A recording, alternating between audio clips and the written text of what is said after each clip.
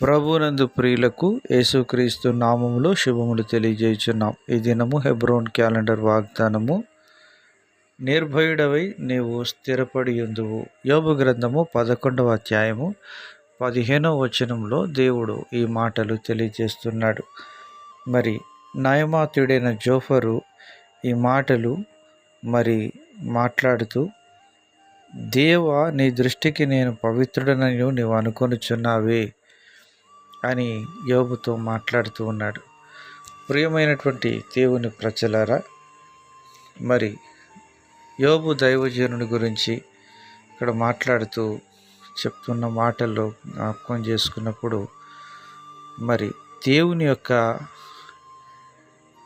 పరిపూర్ణమైనటువంటి జ్ఞానాన్ని మనం పొందుకోవాలంటే మన యొక్క జీవితంలో మనము ఎంతగానో తగ్గించుకోవలసిన వారంగా ఉంటున్నాం. యోబు ఆ రీతిగా తెలుసుకున్నప్పుడు తన జీవితంలో నిర్భయుడై జీవిస్తాడని, నిర్భయంగా నిర్దోషివై నీవు సంతోషిస్తావని ఇక్కడ దేవుని వాక్యము సెలవిస్తూ ఉన్నది. ప్రియమైనటువంటి దేవుని ప్రజలారా, శత్రు శోధన నుంచి మనం విడిపించబడాలని దేవుని యొక్క వాక్యం మనకు సెలవిస్తూ ఉన్నది.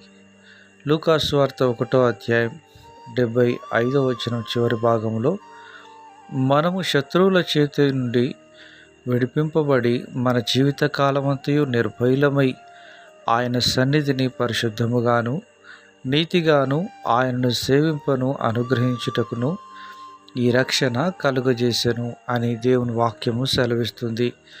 ప్రియమైనటువంటి దేవుని ప్రజలారా, మన జీవిత కాలమంతయు కూడా నిర్భయులమై ఆయన సన్నిధిని పరిశుద్ధముగాను నీతిగాను ఆయనను సేవింపటానికి దేవుడు అనుగ్రహించాడు అని మాట్లాడుతున్నది. పరిశుద్ధత, నీతి అనేటువంటివి చాలా ప్రాముఖ్యమైనవి. యోబు తన జీవితంలో నోటి మాట చేత కూడా పాపము చేయలేదని దేవుని వాక్యము సెలవిస్తూ ఉంటున్నది. పరిశుద్ధత లేకుండా ఎవడు ప్రభువును చూడడు అని దేవుని వాక్యం సెలవిస్తుంది.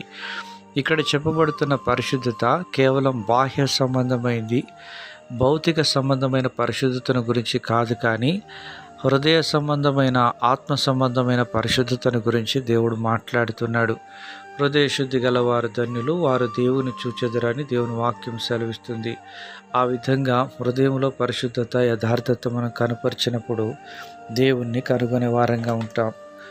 సామెతల గ్రంథము 10వ అధ్యాయం 9వ వచనం, యథార్థంగా ప్రవర్తించువాడు నిర్భయముగా ప్రవర్తించును. దేవుని ఎదుట మనం యథార్థంగా ప్రవర్తించినప్పుడు నిర్భయంగా జీవించడానికి ప్రభు కృప చూపించేవాడుగా ఉంటాడు. అలాగున ప్రభు మనకందరికీ సహాయం చేయునుగాక.